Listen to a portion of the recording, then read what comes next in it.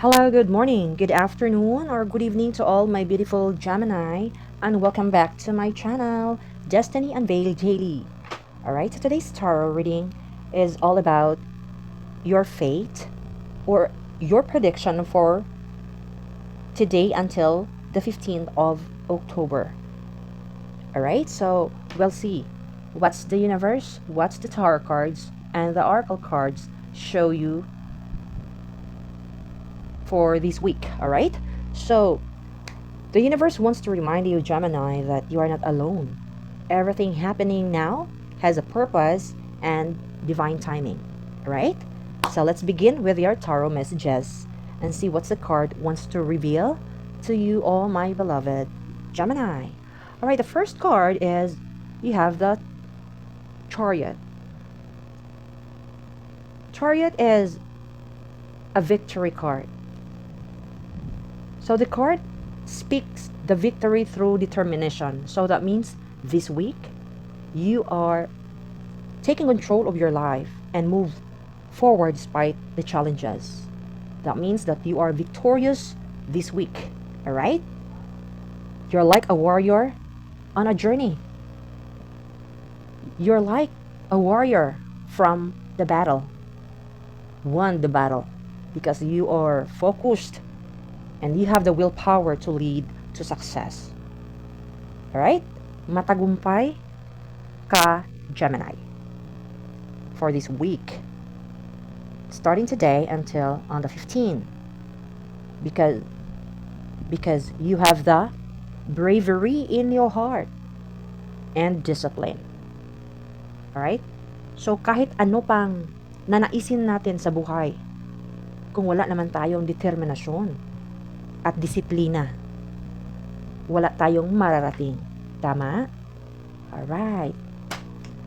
So the next card, you have the Emperor.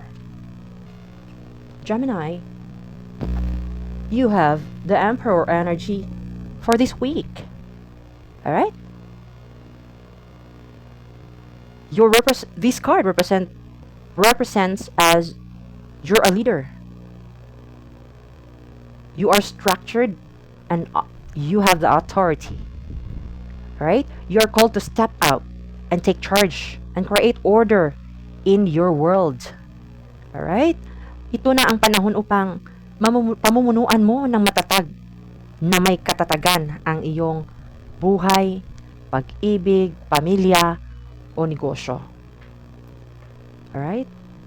You're so strict in implementing the rules of your life, in rules for your family. Alright? Maybe there are, since this is a general reading for Gemini, maybe one of you or some of you is a father who is guiding your family. Alright? You're very responsible. You're very disciplined, responsible, and strict father. Or some of you are a boss in your company. You're managing a team. You're managing your business with wisdom, discipline. Right? Or you are a person setting daily discipline to each goals. Right? Ang ganda ng iyong week. Ang ganda ng inyong isang linggong plano or energy for the week.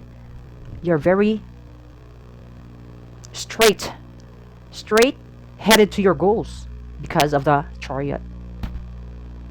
You have the strong energy. Because it's the Chariot and the Emperor, you have the great strong energy or the bravery energy of your goals, of your work, of your business or job or whatever you do. Right? But the challenge here, Gemini, some of you do not being too rigid or being too controlling, right?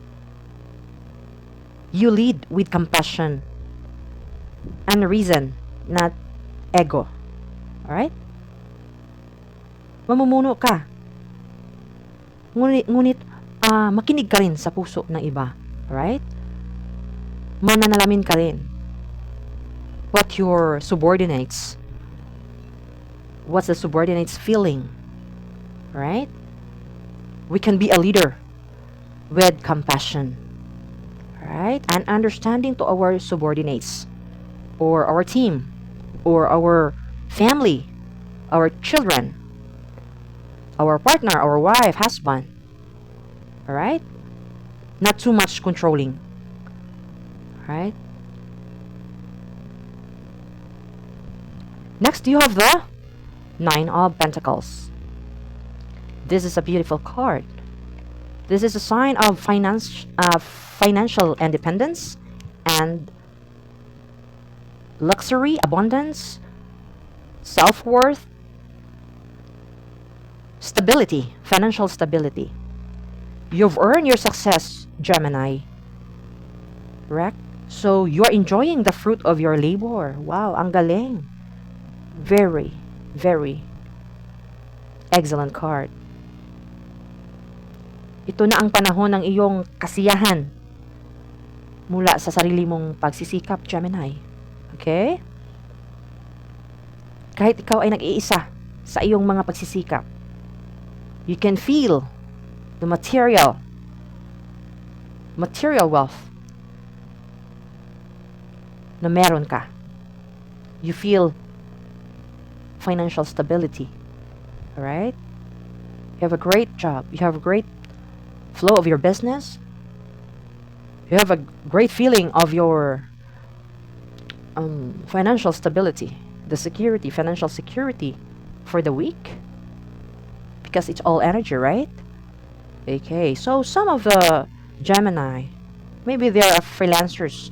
They're enjoying the steady of their income, steady and unlimited income. Some of you, or some of you, Gemini, you're living peacefully on your own because you are financially stable. Have a financial independence. May pera ka kahit ikaw ay nag-iisa. Nag-iisang kumayod. Okay? Some of you, you are successful business owner.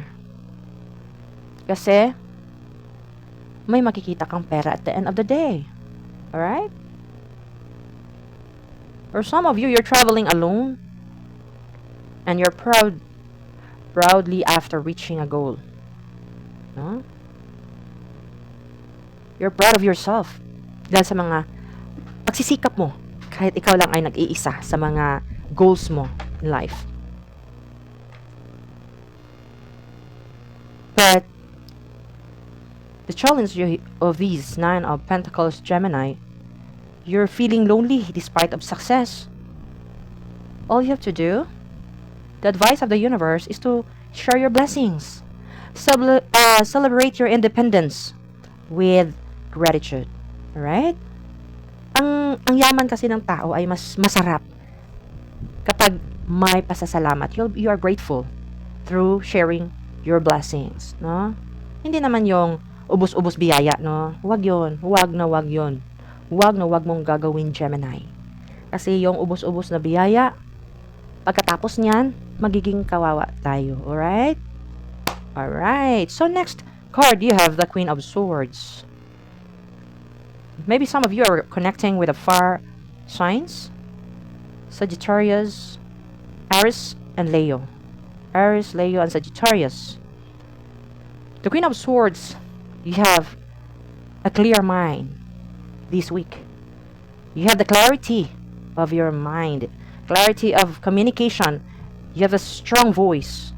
You have the strong voice inside your head. Gets mo?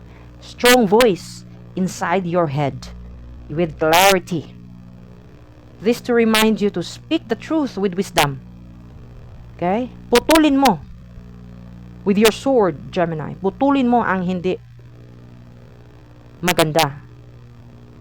Ang hindi para sa'yo ang tama sa iyong pananaw. Alright? Gamitin ang isip mo. Ngunit huwag mong kalimutan, be compassionate. No? Use or kindness and heart. Yes, but not too much para hindi ka rin abusuhin, no? Just balance. Hindi naman ubus-ubusin, no? Para maganda ang flow ng buhay. Balance. Okay? So, speak the truth. Gamitin ang isip mo. Speak your truth inside your head, echoing in your heart. Okay? Hindi naman yung sa isip lang, isa puso din natin. Alright? Para balanse.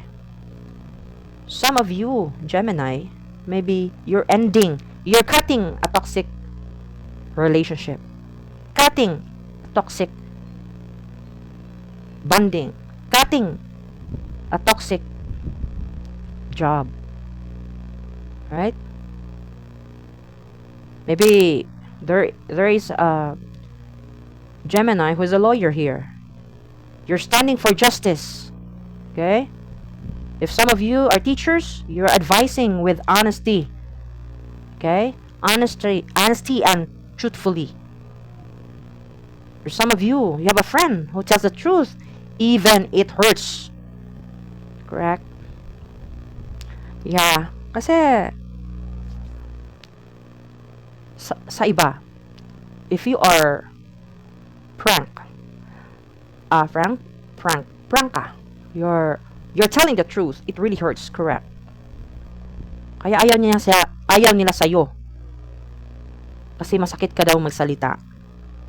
Kasi, ayaw ninyo na hindi mo manipulate yung tao. Correct? Those traits nga magagalit kasi pag sabihan ng totoo, pagalit ang tao na nasabihan ng totoo, what that mean?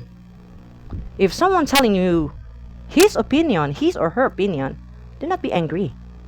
That means she or he doesn't like your way. Correct?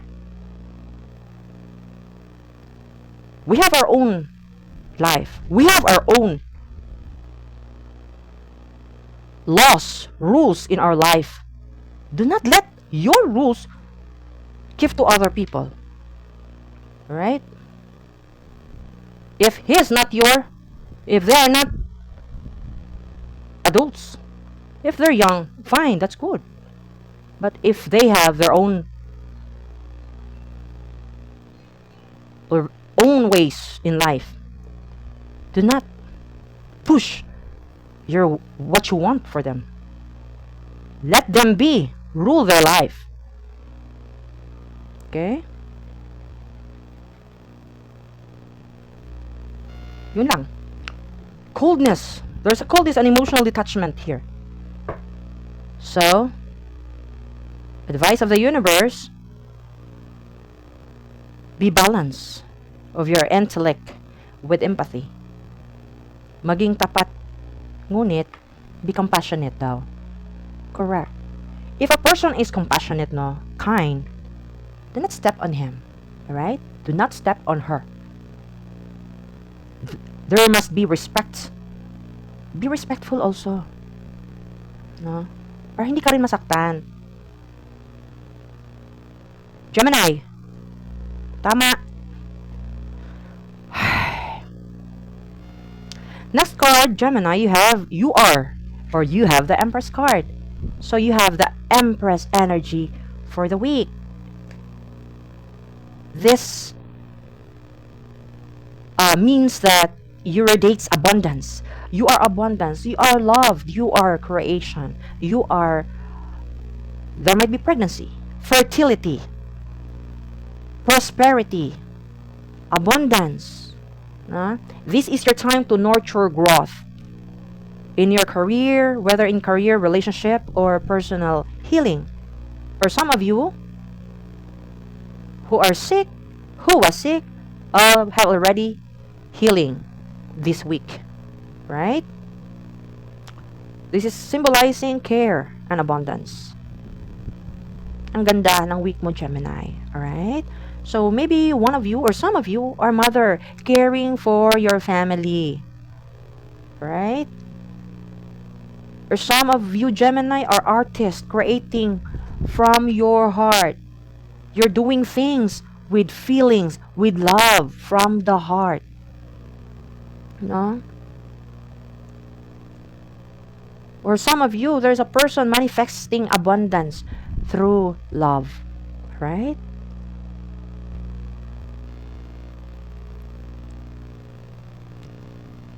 So the challenge of this the Empress card is Gemini, you might overgiving or self-neglect of yourself. Okay? And the advice of the universe, love yourself too. Wag hurot-hurot biyaya. No? Wag hurot-hurot. Hurot-hurot means ubos-ubos biyaya. Do not too much. Because some of the people around you are very abusive. No more boundaries. No, you're showing kindness, showing care and everything. No, that's why the universe say, do not over giving. Love yourself too. Mind yourself too. Take care of yourself too, Gemini, or else no one cares, right? Hello, Gemini. I am Gemini too. My fellow Gemini, we will wake up. We will love ourselves too. Alright? Hindi mo kailangang ubusin. Ubus-ubusin ang biyaya. Ubus-ubusin ang pagmamahal na walang matitira sa atin. Okay? So, magtira naman tayo para sa sarili natin, mga Gemini.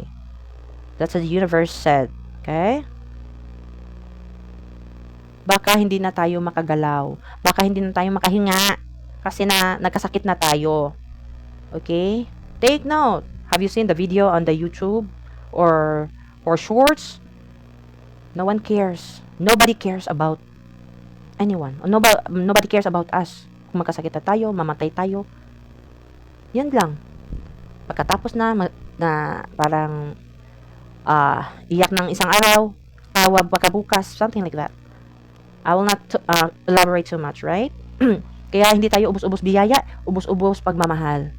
We will take the other half for ourselves. Right? Next, you have the Ten of Pentacles.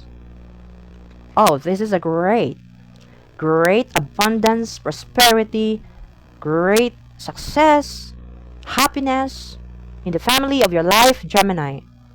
The legacy, wealth, you're wealthy for this week, for this month. There's a family harmony or harmony of the family. You're building a long-term stability. Alright? 10 of Pentacles. Marami kang pera. Matatag ang pundasyon ng iyong pamilya. You have a stable relationship with your family, with your career, your business. You have abundance. You're prosperous, successful in the future. Alright? So some of you Gemini you're striving your family business. No? Some of your parents investing for you, for their children. Buying a home, buying a car, saving money for the future. Creating generational success. Generational success, generational investment, generational wealth. Okay? But mindful that conflicts over money. Conflicts over money because of the Tower. So value love over wealth. Mas mahalaga ang samahan, the bonding, the unity, than the health also, than the kayamanan or wealth. But for me, they're both balanced. Alright? Balance. Too much is not good. So balance lang. Be mindful of your money, mindful of your personal personal relationship, personal lives. Right? You're wealthy, Gemini. Starting this week, starting this month. Alright? So you have the Tower. Next, you have the Tower Gemini. It means there's a sudden shake-up. There's a truth revealed. The foundation is breaking. Maybe this is literally your house is broken by the earthquake, no? Kaya naguho yung bahay. Naguho yung tower mo. Okay? Naguho. Naglaho ang pangarap. Naglaho ang iyong kinagisnan. Kinagisnang bahay. Kinagisnang pamilya, masayang pamilya. Naglaho siya. Dahil sa, maybe, literally, it's the shake up of the earthquake. Na? Or some of you, Gemini, you have the goals. Not really goals, but you are doing something that needs to stop. Needs to, or not needs to stop. Hindi siya parang siyang death. This is a transformation. Kailangang iwanan, sirain, tapusin to have a new beginning. Alright? This is siguro may nalugi. Yeah, literally. Yun maybe yung mga tao na our beloved citizens from part of Cebu na parang talagang grabe ang nangyari sa buhay nila. Naguho yung mundo nila, naguho yung buhay ni dahil sa nawala yung pamamahay nila, yung nawalan sila ng mga mahal sa buhay. Guhong-guho talaga, no? Hindi mo maisip, napakasakit, di alam. Kaya yun, or some of you may mga nalugi sa negosyo, may mga pangarap na naglaho, yun, yung mga tower na yan. Alright? So, maybe some of you, you're losing job or you're finding a real calling. Parang gusto mong, hindi mo alam yung anong calling, yun, anong mission mo sa buhay. So, some of you, you're breaking up with a relationship with someone, breaking up with someone to bring peace to your life, to your family, to your own peace. Correct? What we really need is our own peace, our inner peace. Why? How could you value, how could you give inspiration if you have no peace inside of you? How could you understand other? How could you love other? How could you show empathy, show generosity if you have no inner peace? You have no peace within you. Correct? And some of you have spiritual awakening. Some of you discovering the truth that changes your path.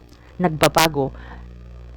Pagka-discover ng isang bagay na nagbabago sa iyong buhay, nagbabago ng mission sa buhay mo, or you're finding out what your mission is in your life or in this lifetime, right? So the challenge here is the resistance to change. Wag naman, alright? So do not fear the advice of the universe. Do not fear of endings. They make rooms for a new beginning, a rebirth, a transformation of your life. Okay? Because the universe or the Almighty God, our higher power, really do think for us. Kung hindi, we do not allow to change or to break up, to stop. That's why the universe do it for ourselves, to have a better life, to have a better future, to have a better purpose and mission in life. Right? So, this is the tower, is the start of your transformation, start of your growth, start of like dreaming again. Dreaming big again. No? Muling pagbangon. Okay? There's a rebirth in this week for you, Gemini. Alright? So, do not worry kung you're one of may mga ending sa buhay, may mga nawawasak sa buhay, wasak ang bahay, wasak ang pananaw sa buhay, nawasak ang loob mo, nawasak ang parang parang you are hopeless, wasak na wasak ang iyong pananaw sa buhay kasi sa mga happenings in your life right now. Do not worry, all you have to do is to pray, pray, pray, pray. Kung kailangan mong umiyak, umiyak ka to heal. Kasi if you do not heal, you cannot see the light, you cannot see the new beginning, you cannot think of what is best for you. Kailangan mag-pray, humingi ng patnubay in God, in the universe. Be strong. Huwag masyadong mawala ng pag-asa because problems, sadness is also part of our life. Hindi naman talagang palaging masaya ang buhay. Sometimes God gave us challenges to make us strong, to make us stronger, a better person. Kasi kung nahihirapan tayo, kung nawalan tayo ng pag-asa, hindi mo ba alam, may mas grabe pa yung may mas grabe pang sitwasyon ang ibang tao kaysa dinadaanan natin. Kahit mayaman sila, kahit ano pang silang klaseng tao, we're just the same. Why? We're just human. We're just human. Ang talagang mahirap ay through our emotions, through our minds and emotions, no? So, we're all the same. Mayaman, may middle class, mahirap, we're all just the same. Sino bang mayaman kaagad, no? Maybe some of you, hindi naman lahat mahirap, no? Pinanganak na mahirap, pero alam natin anong mahirap. Kahit mahirap nga tayo, we afford to laugh, no? Yung mga bata pa tayo, wala tayo eh. Ano naman kinakain natin noon? Wala naman tayo mga sapatos noon. Some of you, no? I think you can relate me. Wala naman kami mga sapatos noon. Sinilas lang namin doon noon. Yung butas pa yung heels, nasa heels namin, mga bata pa kami. Kasi wala namang pera mga parents namin. Okay? Hindi naman kagandahan naman ang sitwasyon sa buhay. Kaya huwag naman masyadong because happiness, if you choose to be happy, happiness is just in your heart, in your mind. Kahit ano pang hirap na nararanasan natin ngayon, happiness is just in our heart. Just pray. After that, you can see the light. You can still afford to smile and see the worth, the importance of life. Kahit may mga nawala tayo ng bahay, na trabaho, ng pagkalugi ng negosyo, we are all still hopeful and grateful kasi malakas tayo. Hindi tayo nagkasakit, hindi tayo we still have the energy to fight. We still have the hope to fight. Fight in life. Sino bang kahit nga mayaman, ang dami pa rin problema. Di mo ba alam yon? Kahit nagsakay pa yan ng sasakyan, ang daming problema yan. May problema basta buhay tayo. Mabuti nga yun, sabi ng yung sometimes kung nakasakay pa ng sasakyan, makita mo yung mga taong walang saplot sa sa labas, yung parang nawala na ng pag-asa sa buhay ba, parang naglalakad na lang na walang ligo. Sabi ng yung asawa ko, buti pa sila, wala silang problema. Yun. No? We all have hope. Through our faith in God, just pray, pray, pray. If you want to cry, cry it. You cry it. Siguradong, pagkatapos ng ilang araw mong pag-iyak, 1, 2, 3 araw, pang-apat na araw, wala ka ng tears, wala ka ng luha pang iiyak. Ang tigas na ng dibdib mo, parang di mo na alam. Ano ba? Kasi pag hindi ka na makaiyak, hindi mo na ma-feel yung problema mo. I have tried that. Why I say this? Kasi naranasan ko, iniiyak ko yung problema ko. Iniiyak ko, hindi nga isang linggo parang isang buwan. Yun, isang buwan kong iniyak yon. Pagkatapos ng iyak, parang hindi ko na alam na hindi na ako makaiyak pala. Naubos na pala yung luha ko. Ang tigas na ng dibdib ko. Hindi naman na parang wala lang. Ano bang nangyari sa akin? Parang you're numb na. You're numb na. Parang hindi mo na mararamdaman yung sitwasyon mo. All you have to do na, parang you're starting to think all over again. O ano kayang gagawin ko? Anong uumpisahan ko? Ano bang maganda sa panahon ito? Anong maganda para sa akin? Anong una kong gagawin? Yun. Alright? Yun. Guys, do not hope, guys. Okay? Every day is a new day. Every day is a new hope. Every day is a new beginning. Okay? So, next, you have the Nine of Wands. You're tired. You're tired, but not defeated. Okay? This card, Gemini, means you have the courage and the resilience. Kahit pagod ka, hindi ka pa rin sumusuko. That's great. That's the attitude of the Emperor and the Chariot. A warrior energy is walang kapaguran. Walang surrender. Walang retreat. No surrender. No retreat, no surrender. Ang Gemini this week, pagod na pagod tayo every day. Pero gumigising pa rin tayo. Gumigising, pinagana ang isip. Kahit walang tulog. Hindi na natutulog. Kasi our mind, our body is ready to fight. Fight for our goals. Fight for our business, for our family, for our children, for our situations. Do not and never lose hope. Be brave. This is very good. It's supposed to be all of the zodiacs, all of the energy for this month should have the Emperor and the Chariot and Emperor Chariot energy. Okay? Be brave. Keep on moving. Keep on fighting. Should be 9 of Wands. We should have. Ang ganda. So we are not really tired, but we are really tired, but we're not defeated, and we never surrender. We will not retreat, and we will not surrender. Correct, Gemini? Yes, sir! Like that. Because we are courageous. We are patient, resilient. This month, this week, starting this week. Some of you, your students, wants to finish your school, despite sa mga kahirapan, mas gusto pa rin nilang makatapos ng pag-aaral kahit gumuguho na yung bahay nila, kahit gumuguho na yung buhay nila kasi nawalan sila dahil sa bagyo, sa earthquake. They still want to fight. They still want to finish their schools. Okay? Mahirap man pero kakayanin. Yun ang maganda. Yun ang energy ng isang sundalo. Yung Emperor energy. Fight! Be a warrior, guys, even if we're not a soldier, guys. Because we are the warrior. We're the soldier of our own self, our own life. Correct? We're battling for our challenges in life every day. Right?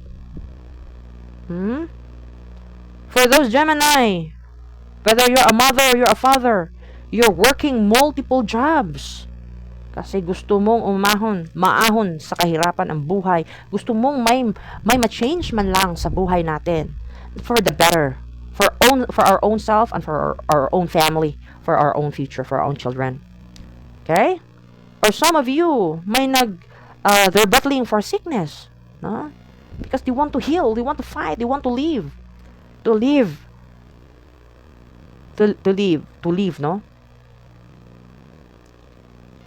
So, the challenges for this week, Gemini, is you might feel burnout on fear dahil sa mga kahit you're keep on working so hard but di mo nakita yung changes, di mo nakita yung solution ng mga problema mo. All you have to do, just rest. Gemini, 4444. Just angel number, guys. I see it in my recording, 4444. So back to the reading, guys. So you might feel burnout and fear. So the advice of the universe, Gemini, you're going to rest and keep standing every day, keep moving every day. Magpahinga pag may time. Pero hindi tayo susuko, ha. Hindi naman talaga tayo susuko mga Gemini. We're a warrior. We're born as a warrior. Correct? Kasi kahit tayo ay nakaupo, nakahiga, nakatulog, our mind is working. Our mind is still looking for what is good for us, what's better for us. Anong gagawin natin pagising natin? Yun ang kagandahan ng isang Gemini. We are so restless in our minds kasi maganda yung ano natin sa pag-iisip. Magaling tayong maglalaro sa isipan natin. Lalong-lalo na pag nasa mga problema tayo, lalong-lalo na may nakita tayong kailangan natin gagawin. Parang gano'n, no? We're making tactics, something like that. So here, the next you have the Eight of Cups. Alright? So it's time to walk away, Gemini. Walk away. You're being guided to leave what's no longer serves your soul, your purpose, your mission, your presence. Kung wala nang reason to stay away. Go away. Alright? Palayo-layo tayo sa mga bagay na wala nang mga saysay sa buhay natin.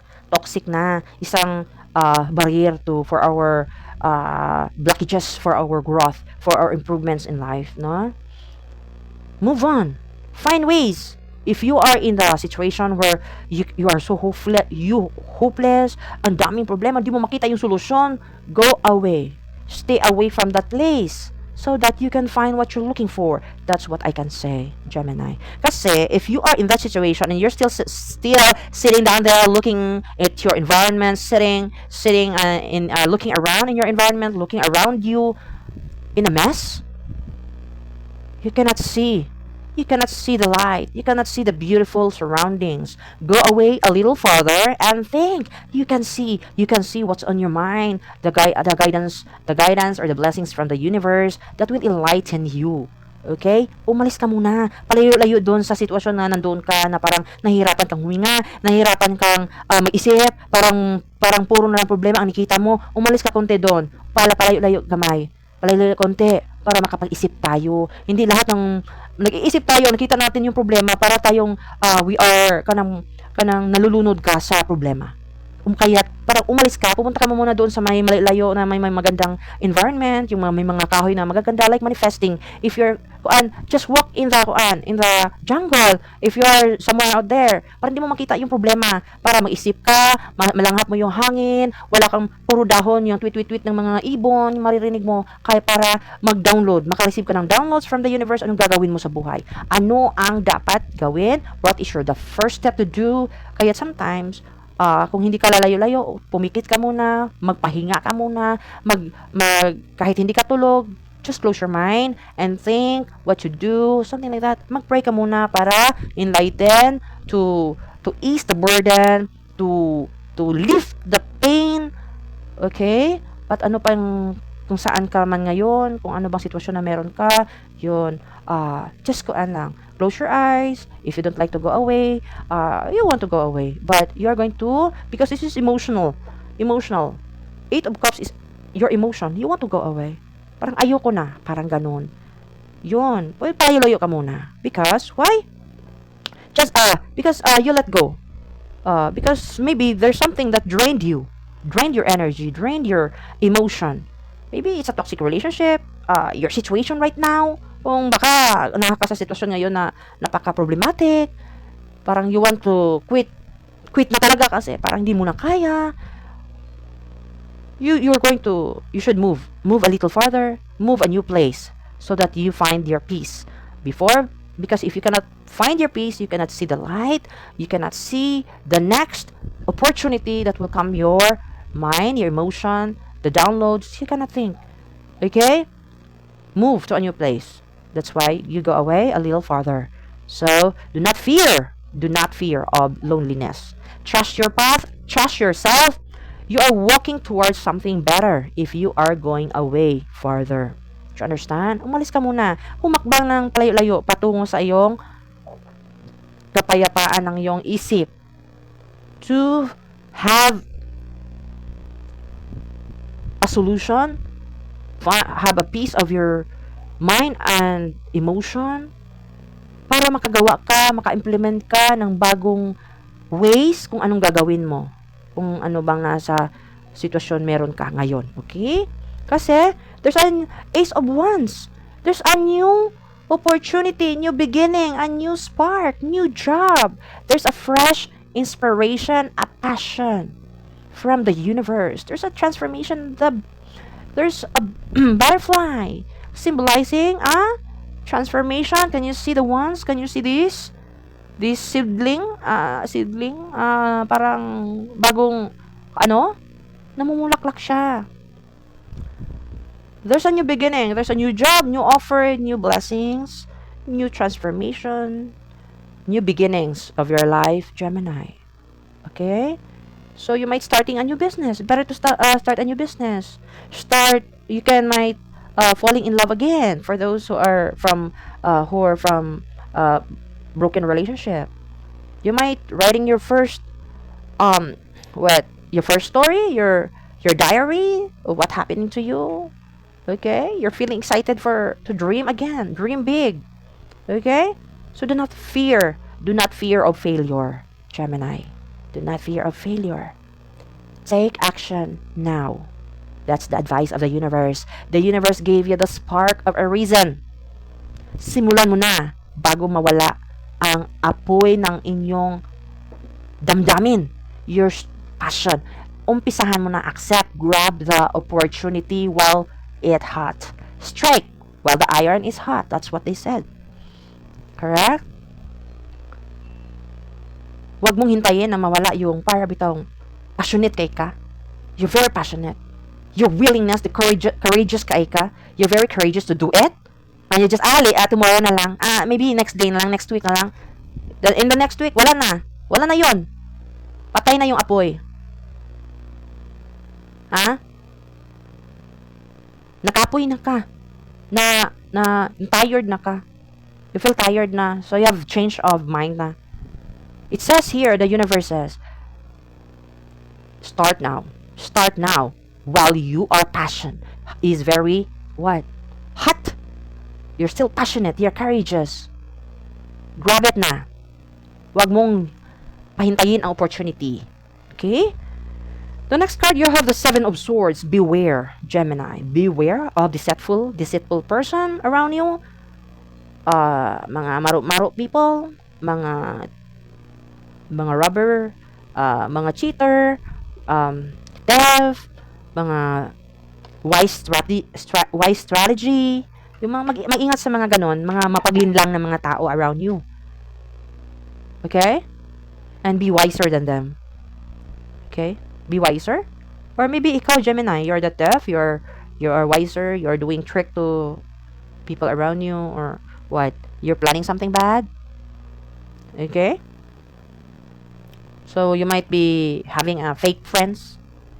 They're just making friends lang, but they're having they have a fake, and they're hiding intentions in you. They're spying.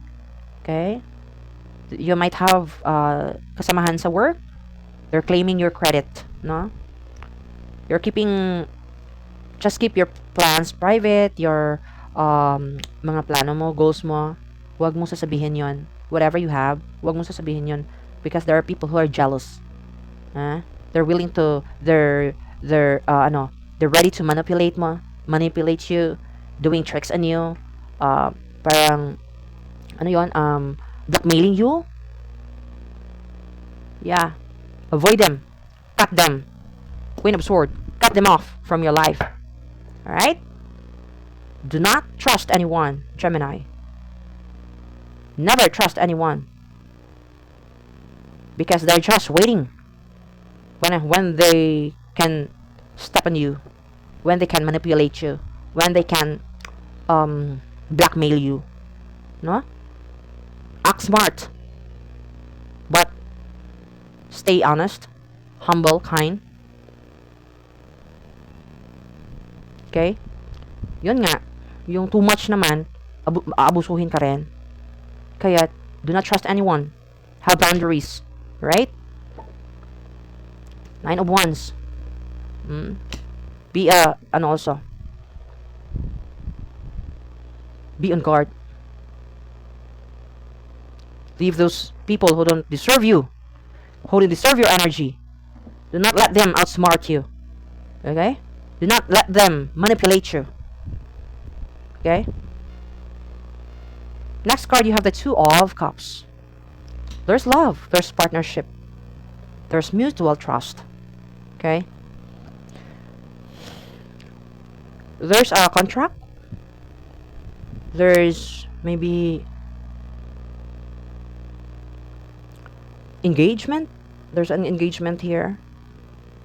Mm. There's a partnership, mutual trust. There's a true love blossoming. Some of you Gemini, some of you also have a healthy relationship or friendship or business partnership. And there's a marriage proposal. There's a forgiveness between the two hearts, healing. So, um, keep open and honest connection with your with the people around you, with your relationship, with your partners, because love is uh is alive when the two hearts are faithful and understanding. All right. So the next card, you have the Oracle card, which is the meeting of the fates. So it says here, at the crossroads of destiny, important choices are made. All right. So um, there's a distinct encounter that awaits someone or something that is meant to cross your path. So it means that you can encounter daw, may magpapakita, may tinatakdang mamimit mo for your transformation, for your pagsisimula of your fate, of your destiny. All right. So maybe some of you will meet a soulmate or a mentor. Needs a mentor, or you can find a soulmate. Some of you, or some of you will discover your passion by chance, no? Or some of you will crossing path with someone who changed your life. So baka magkakamit ka nga talaga ng isang tao na talagang some of you lang ha, hindi naman para sa lahat, because this is a general reading. So some of you might you can meet someone that can change your life, all right? Uh, meeting of meeting of the fates. So someone will change your life, someone will change your destiny or your fate. So do not be doubtful, do not fear of destiny, okay? So do not be parang doubtful sa isang tao, because he might can change your life, or he is the one who can change your life, right? So the advice to the universe is trust the process, okay? The universe knows what is doing, what is going on, okay? So ang bawat na taong magpapakita sa iyo ay may dahilan, or darating sa iyo ay may dahilan, no? Magtiwala lang sa iyong destiny, no? As long as you're not also off guard, parang be on guard all the time, but you are going to not so much doubtful naman, no? As long as hindi naman, of course, trust your intuition para hindi ka na maluko. Trust your intuition and be positive mindset, because when you are positive mindset, hindi ka ma-attract ng negative people, because our negative energy. Why? Because alam niya na parang you are very positive, you are not doubtful, you are not problematic, you are strong, you're positive, you're strong, you are wiser, you are intelligent, you are smarter than them. Okay? Kaya yung mga nakaka-attract ng negative are those who are also negative, because for me, ang dali i-approach yung negative na tao rather than those who are positive. Correct? Because positive na tao are very something like they're peaceful. They're not troubled-minded. Troubled-minded, what I mean is parang walang problema sa pag-iisip. Hindi na, they're not disturbed mentally. Alright? Not disturbed mentally. So they have peace. So those people who are negative, toxic people, negative people, yung mga manipulated people, natatakot yan sa inyo, right? Natatakot yan sa mga taong positive. Try to pray. Try to pray every day. Try to manifest and do affirmation every day. Ayaw mo ng taong negative. Try to do it, guys. Especially you are in trouble right now. For those in the bad situation, do pray. You do manifest. Makita mo yon. Yung mga taong negative, toxic, manipulator, mga blackmailer, hindi yan makakapasok sa buhay mo. Why? You are not going to entertain them. You are not going to entertain their energy because you have different frequency. Correct? Try to do it and hindi yan makakapasok sa buhay mo, Gemini. Yung mga taong mga liars, mga negative, manipulator, mga atik, tactic, mga ganyan, hindi yan makakapasok. Kuha ka lang sa tingin. Takot na yan. Right? So the next card, you have the ancient books. It says here, mystical knowledge, prophecies, or secrets. Okay? So this card says there's a wisdom from the past. Your ancestors, your memories, your lessons. No?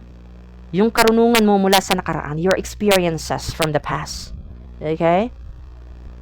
You can see, you can use your experiences, you can use your knowledge from your experiences.